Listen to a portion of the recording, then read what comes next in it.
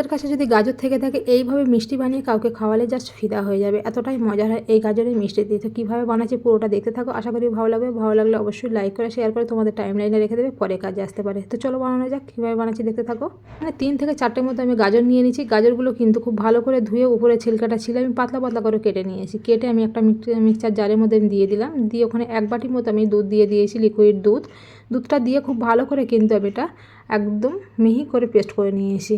পেস্টটা হয়ে গেলে দেখতেই পাচ্ছি একদম মিহি করে কিন্তু পেস্টটা হয়ে আসে। আর এখানে একটা কড়াই বসিয়ে দিলাম, কড়াইয়ের মধ্যে দিয়ে দিলাম 1 চা চামচ মতো ঘি। ঘিটা দিয়ে আমি করে রাখা গাজরটা আমি দিয়ে দিলাম।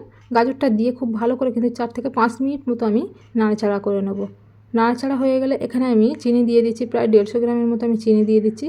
মিষ্টিটা তোমাদের অনুযায়ী তোমরা দিতে পারো, যে যেমন খেতে পছন্দ করো মিষ্টিটা সেই হিসাবেই কিন্তু দিয়ে দেবে। আর চিনিটা দেওয়ার পরেই কিন্তু দেখতে পাচ্ছ একদম গলে গেলে ওটা কিন্তু একটু জল গলতে থাকবে। তো খুব ভালো করে নাড়াচাড়া করে নিয়েছি, একটু জল বেরোচ্ছে সেই হিসাবে কিন্তু খুব ভালো করে নাড়াচাড়া করতে হবে। আর নাড়াচাড়া করে একটু শুকনো শুকনো ভাব হয়ে আসলে এখানে দিয়ে দেবো মতো এলাচ আমি গুঁড়ো করে রেখেছিলাম, সেটা আমি দিয়ে দেবো। দিয়ে আবারও খুব ভালো করে নাড়াচাড়া করে নেব। নাড়াচাড়া করে একটু শুকনো ভাব হয়ে আসলে ফ্লেমটা আমি একদম লো হিটে করে দেবো। দিয়ে এখানে আমি প্রায় ছোটো কাপের 1 কাপ মতো দুধ আমি দিয়ে দিলাম। গুঁড়ো দুধটা দিয়ে খুব ভালো করে কিন্তু এর সঙ্গে আমি মিলিয়ে নিচ্ছি। আর ফ্লেমটা কিন্তু অবশ্যই কিন্তু লো হিটে রেখে দেবে, তাহলে খুব ভালো করেই কিন্তু এর সঙ্গে দুধটা মিলে যাবে, নাহলে আস্ত ভাব থেকে যাবে। তো খুব ভালো করে আমি মিলিয়ে নিলাম। নিয়ে এখানে আমি একটু কালারটা চেঞ্জ করার জন্য একটু ফুড কালার দিয়েছি, রেডের দিয়ে দিলাম, সামান্য একটু ফুড কালার দিয়ে দিয়েছি। দিয়ে খুব ভালো করে আবারও মিলিয়ে নিয়েছি। কালারটা কিন্তু খুবই সুন্দর চলে এসেছিলো। এবারে একদম দেখো শুকনো শুকনো ভাব হয়ে এসছে, এই পর্যায়ে কিন্তু আমি নামিয়ে নেবো।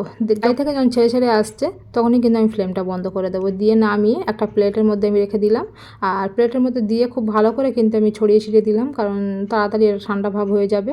ঠান্ডা হয়ে গেলে এগুলো আমি মানে মিষ্টির শেপটা করে দিতে পারবো। এবার হাতের মধ্যে আমি একটু ঘি লাগিয়ে নিলাম। ঘিটা লাগিয়ে তারপরে কিন্তু একটা একটা ছোটো ছোটো লাড্ডুর আকারে করে একটু লম্বা শেপ করে দিচ্ছি। তোমরা যে যেমন পছন্দ করো সেরকম শেপ দিতে পারো। আমি একটু লম্বা আকারে করে দিলাম। আর সবগুলো কিন্তু একই প্রসেসে আমি বানিয়ে নিচ্ছি। বানিয়ে এখানে আমি এটা কিন্তু একটু ঠান্ডা অবস্থায় বানাবে, কারণ গরম অবস্থায় কিন্তু একদমই নরম থাকবে, একটু ঠান্ডা হয়ে গেলে শক্ত ভাব হয়ে যায়, ওটা কিন্তু বানাতে খুব ইজি হয়। তো সবগুলো কিন্তু আমি বানিয়ে রেডি করে নিয়েছি। আর এখানে একটা পাত্রের মধ্যে, ছোটো পাত্রের মধ্যে আমি নিয়ে নিয়েছি পাউডার দুধ। পাউডার দুধটা নিয়ে এখানে একটা একটা করে মিষ্টি আমি এর মধ্যে দিচ্ছি, বুড়িয়ে দিয়ে খুব ভালো করে কিন্তু চারি সাইডে আমি পাউডার দুধটা লাগিয়ে নিচ্ছি। আর যতটুকু লেগেছে তার বাকিটা আমি কিন্তু মানে ঝরিয়ে ঝরিয়ে আমি ফেলে দিচ্ছি।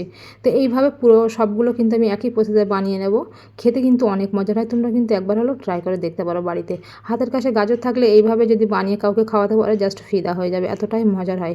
বাড়িতে কোনো গেস্ট আসলো হঠাৎ বা কোনো ওকেশানে এটা তোমরা বানিয়ে দিতে পারো, খেতে কিন্তু অনেকটাই মজার হয়, তারাও খেয়ে কিন্তু জাস্ট নাম করবে, এতটাই মজার।